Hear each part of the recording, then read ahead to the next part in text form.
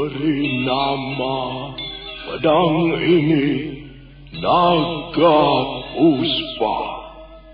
Selamatkan dia. Jangan sampai jatuh ke tangan pendekar berwatak jahat.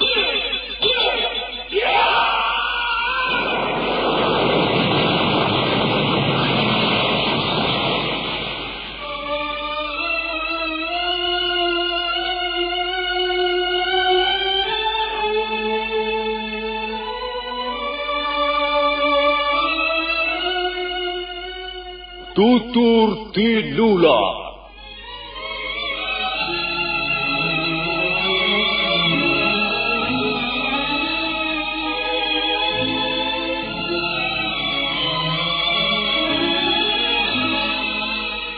Sebuah sandiwara radio serial, produksi Sanggar Cerita dan teater Sanggar Prativi.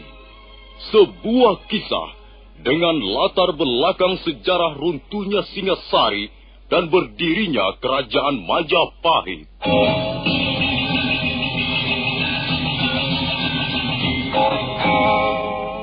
Sandiwara ini didukung oleh pemain-pemain radio yang sudah ternama. Ferry Fadli, Yvonne Rose, dan Eli Ermawati.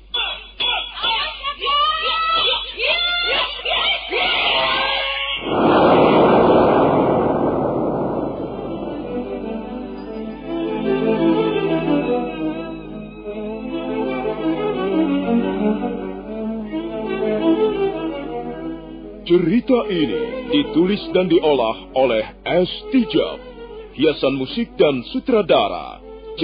Ispriyonoka. Kali ini mengetengahkan episode ke-11 dengan judul Mutiara Ilmu di Atas Batu. Aku pikir bulatnya kelapa, rasanya rasa sakit di kepala. Itu sakit kepala. Bapak-bapak, ibu-ibu, man mau sia bingung, lamin pening otak, sakit disit, nyeri pangotot ke sendi, atau nyeri pangwaktu haid, inom bae, puyer obat sakit kepala cap siolas. Lamin putra-putri sia sakit panas, puyer cap siolas bau saturin panas. Jadi, lamin pening otak garusia, inom, puyer obat sakit kepala cap siolas.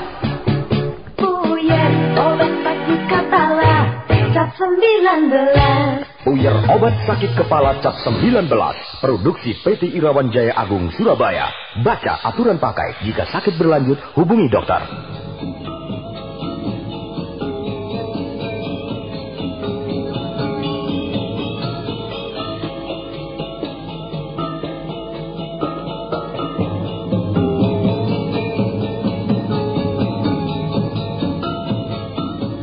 Dalam seri ke-311 ini, didukung oleh para pemain M. Abud sebagai Arya Dwi Pangga, Yoko sebagai Empu Renteng, Dedi sebagai Katumba, Rudi sebagai Ralimbung, Mas Dewa sebagai Gagarangan, Lukman Tambose sebagai Empu Bajil, Sulaiman sebagai Tambak Baya, Margaret sebagai Dewi Sambi, Firman sebagai Watukura, dan Asdi Suhastra pembawa cerita. Selamat menikmati.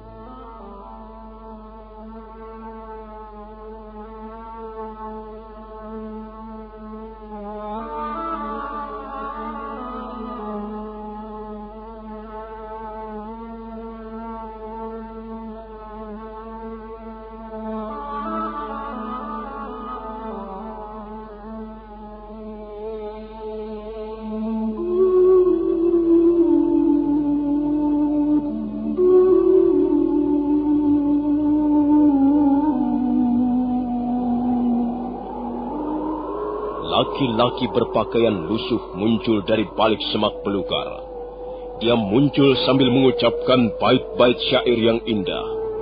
Katumba dan Ralimpung merasa tidak senang, merasa diremehkan.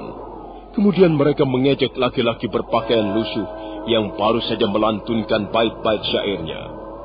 Laki-laki berpakaian lusuh tenang-tenang saja, tapi mendadak dia merubah bentuk dan warna syairnya. Warna syair yang semula indah mengalun, seketika berubah menjadi menyeramkan dan penuh perlumuran darah. Dan saat berikutnya, laki-laki berpakaian lusuh itu melompat, kemudian menggebrak dengan 2 bilah pedang kembar. Belum sampai 10 jurus, beberapa orang anak buah Katumba sudah roboh berkelojotan sambil mengerang mendekap luka-lukanya.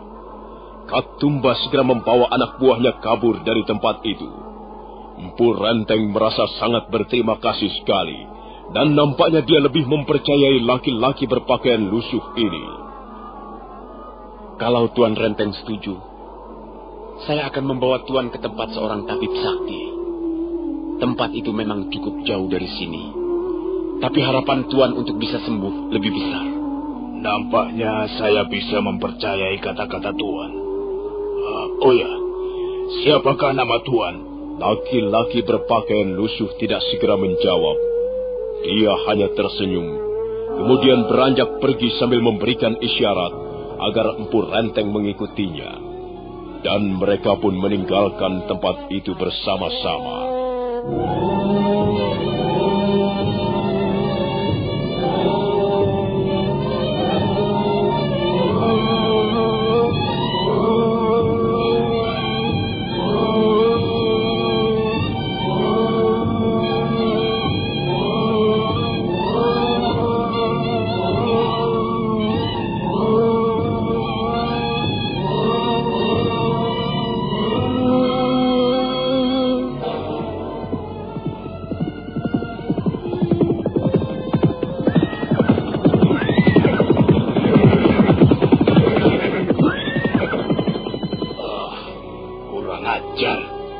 Kita sudah hampir berhasil menemukan Tuan Renteng.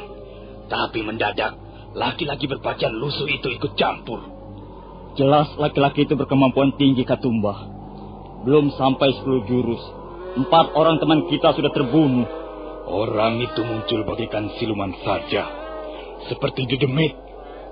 Dan anehnya, dia pandai sekali memainkan sair. Semula aku kira dia hanyalah seorang gelandangan cengeng. Tapi ternyata dia seorang pendekar yang cukup handal. Jurus-jurus pedangnya sungguh-sungguh mempesona, menakjubkan, luar biasa. Apakah kau dapat menduga kira-kira orang itu berasal dari perguruan mana, Katumba? Entahlah, Ralimpung. Baru pertama kali ini aku bertemu dengan seorang pendekar yang menggunakan senjata seperti itu. 2 bilah pedang pendek yang bentuknya melengkung, seperti bulan kembar. Sudahlah, Ralimpung. Kita telah gagal. Dan kita mempunyai tanggung jawab untuk melaporkan kegagalan kita kepada pimpinan kita. Maksudmu, sekarang juga kita akan kembali ke Bukit Maribom?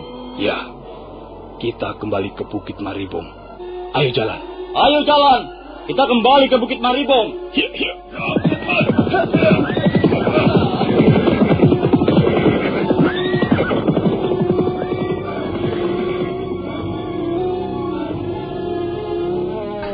Pikir bulatnya kelapa, rasanya rasa sakit di kepala. Itu sakit kepala. Bapak-bapak, ibu-ibu, man mau sia bingung, lamin pening otak, sakit isit, nyeri pangotot ke sendi, atau nyeri pangwau haid, inom bae. Puyar obat sakit kepala cap siolas. Lamin putra-putri sia sakit panas, puyar cap siolas bau saturin panas. Jadi, lamin pening otak garusia, inom. Puyar obat sakit kepala cap siolas. Puyar obat sakit kepala cap 19. Puyar obat sakit kepala cap 19. Produksi PT Irawan Jaya Agung Surabaya. Baca aturan pakai. Jika sakit berlanjut, hubungi dokter.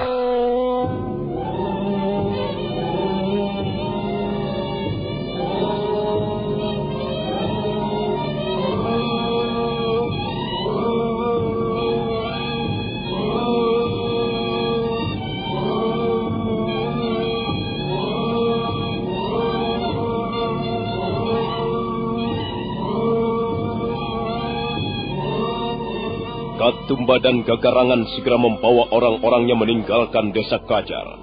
Malamnya mereka tidak berhenti, melainkan terus berkuda.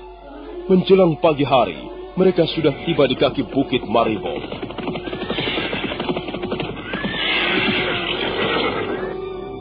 Kita harus waspada, Ralimpung. Apakah ada yang kira-kira mengikuti perjalanan kita ini? Sepertinya tidak ada, Kakang. Semenjak meninggalkan desa Walang Sapitu, kita tidak berjumpa dengan seorang manusia pun. Kalau begitu, marilah kita langsung menuju ke puncak bukit.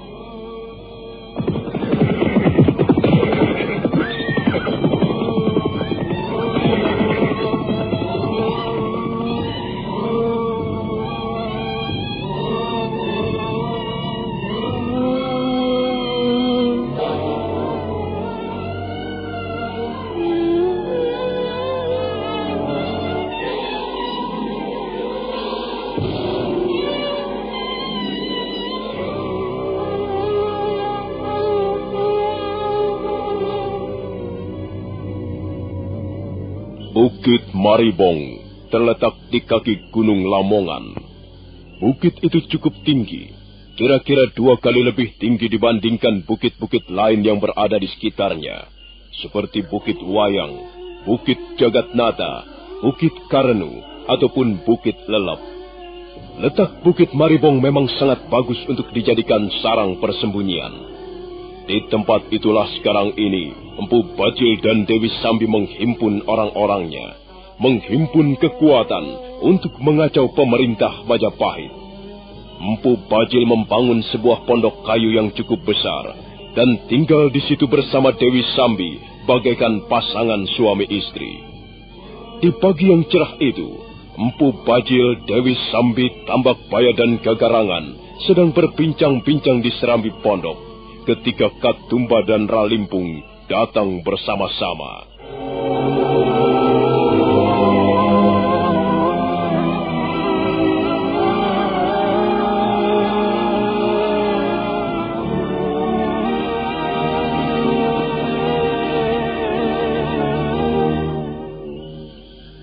Kalian ini memang tidak becus bekerja, Katumba.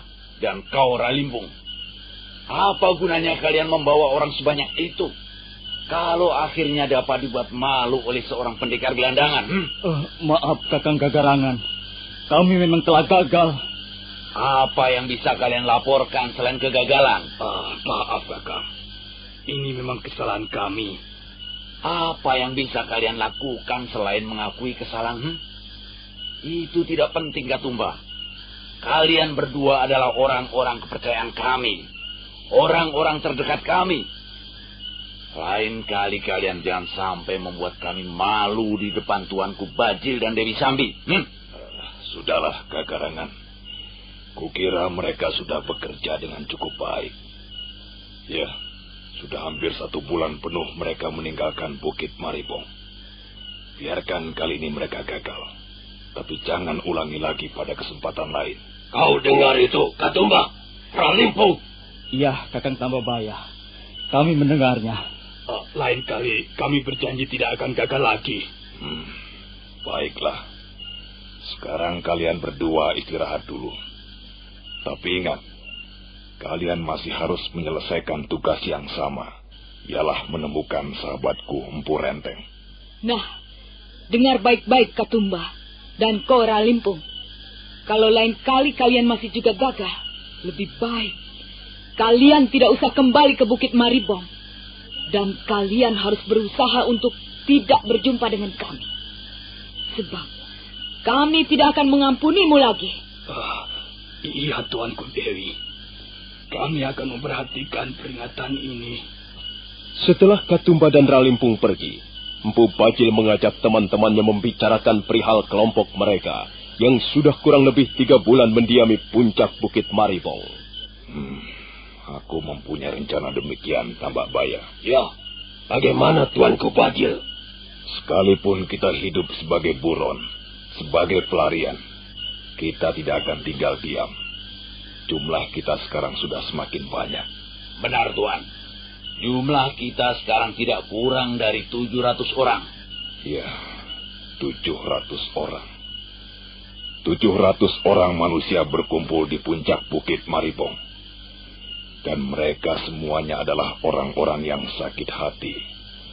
Mereka adalah orang-orang yang tidak puas terhadap pemerintah Majapahit.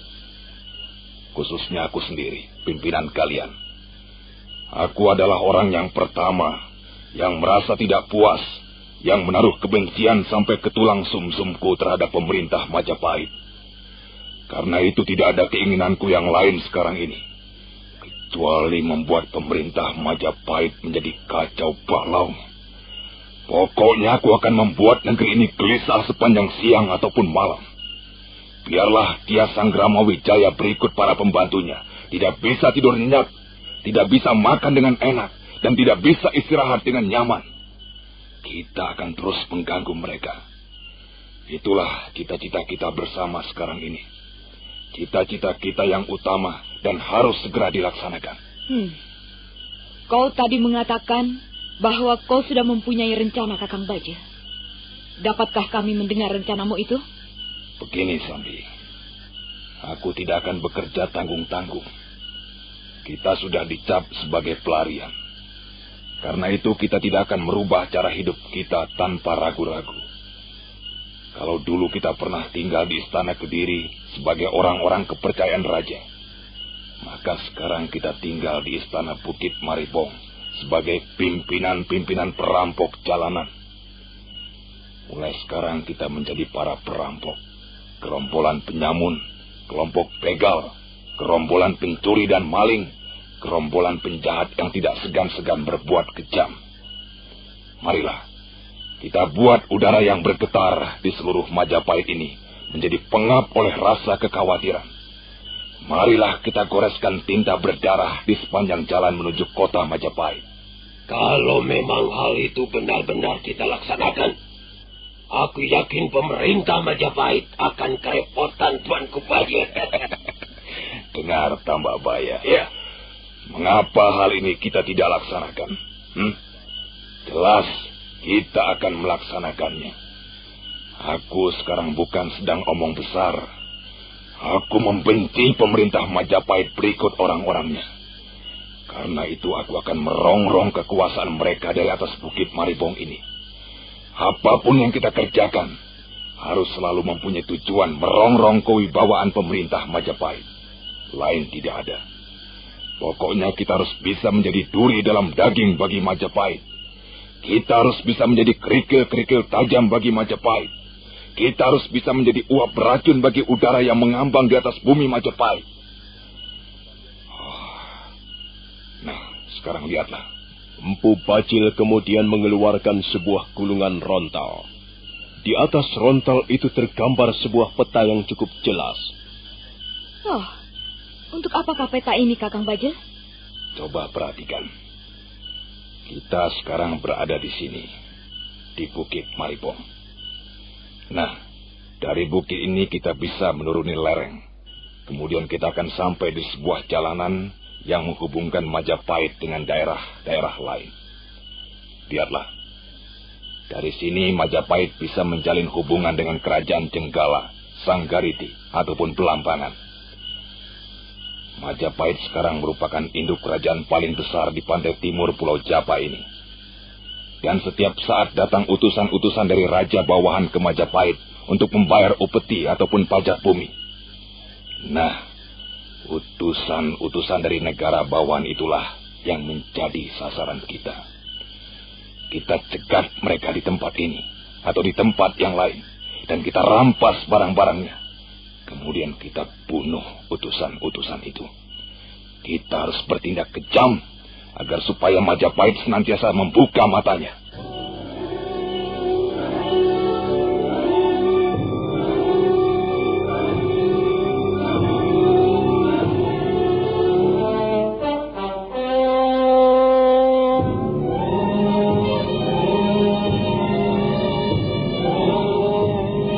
Kupikir bulatnya kelapa, rasanya rasa sakit di kepala.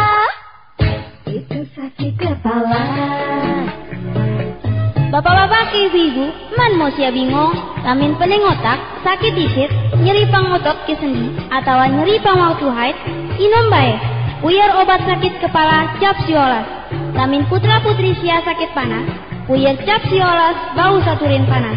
Jadi, lamin pening otak garusia, inom. Puyar obat sakit kepala cap siolas. Puyar obat sakit Uyer obat sakit kepala cap 19. Produksi PT Irawan Jaya Agung Surabaya. Baca aturan pakai. Jika sakit berlanjut, hubungi dokter.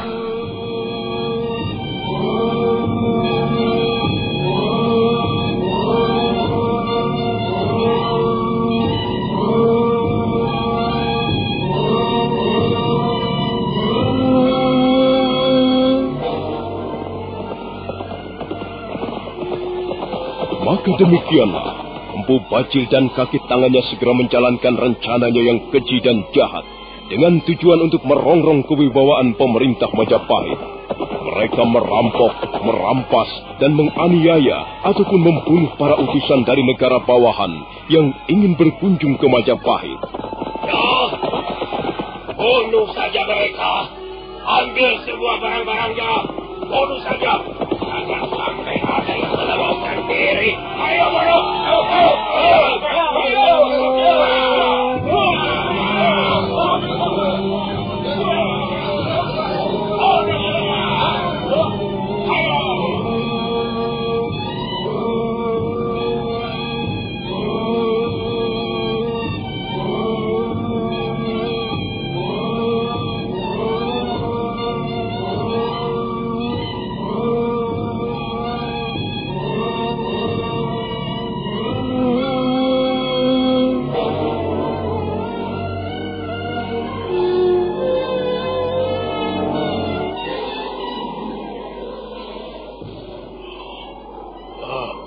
Apakah masih jauh, Tuan?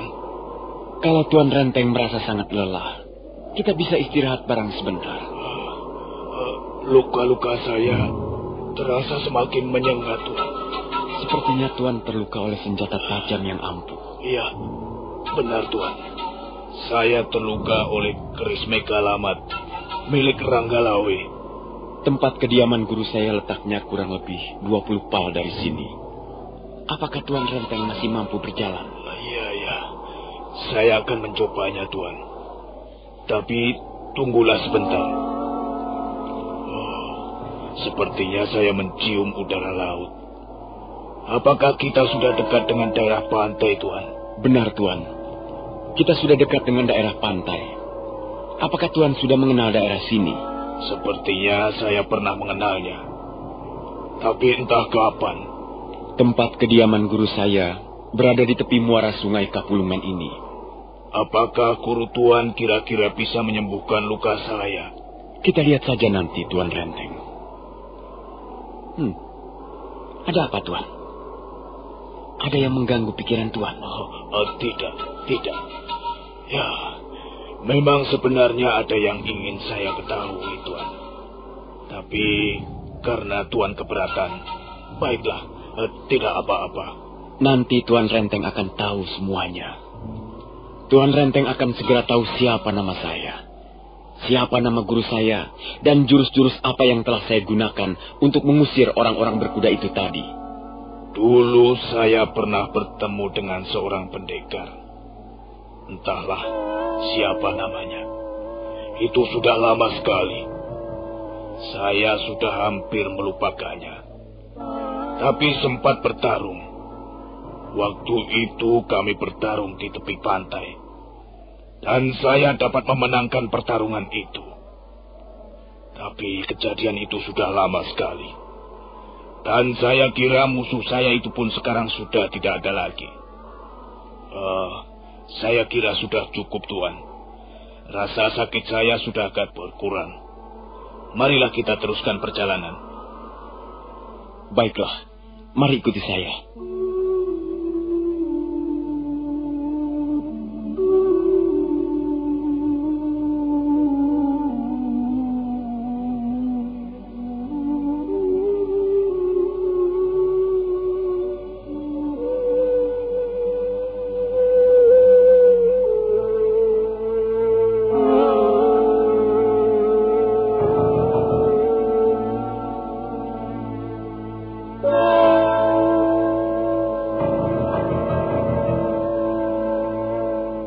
Mereka kembali berjalan menyusuri tepian sungai Kapulungan. Semakin mereka melangkah ke depan, maka semakin nampak ciri-ciri daerah pantai. Hari telah menjelang sore. Udara laut terasa sangat segar bertiup menerpa tumbuh-tumbuhan pantai. Empu Renteng agak terkejut ketika laki-laki berpakaian lusuh itu membawanya menuju ke sebuah goa.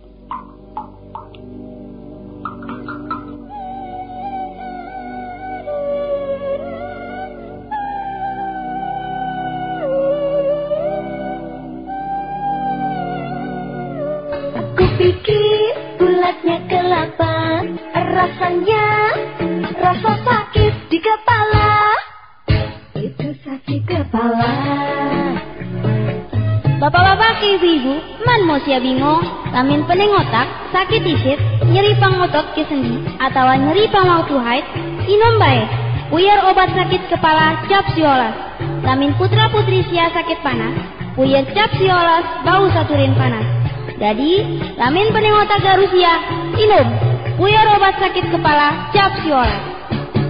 Puyar obat sakit kepala cap 19. Puyar obat sakit kepala cap 19. Produksi PT Irawan Jaya Agung Surabaya. Baca aturan pakai. Jika sakit berlanjut, hubungi dokter.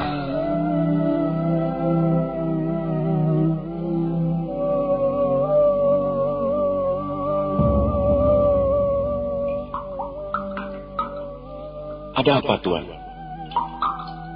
Tuan Renteng? Ada apa? Sepertinya saya kenal tempat ini, Tuan. Ya, sepertinya saya kenal.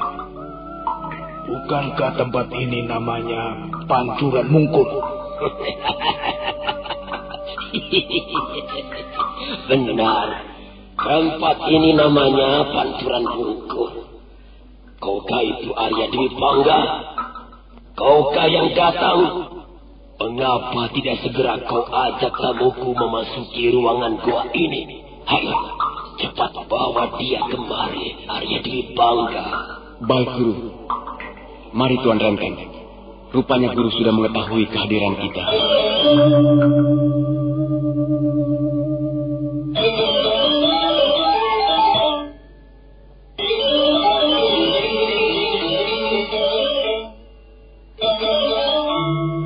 Semula Empu Renteng tidak bisa melihat siapa yang berkata-kata di dalam ruangan goa. Tempat itu sangat remang-remang, dan matanya belum terbiasa melihat dalam keadaan remang-remang. Tapi akhirnya dia dapat menemukan pemilik suara itu. Dia adalah seorang laki-laki tua, berjenggot putih, dan berwajah dingin. Nah, saudara pendengar, bagaimanakah kisah selanjutnya? Apakah yang akan dialami Empu Renteng di dalam goa? Dan benarkah laki-laki berpakaian lusuh itu adalah Arya Dwi Pangga? Saudara pendengar, silakan menunggu seri berikutnya. Sampai jumpa.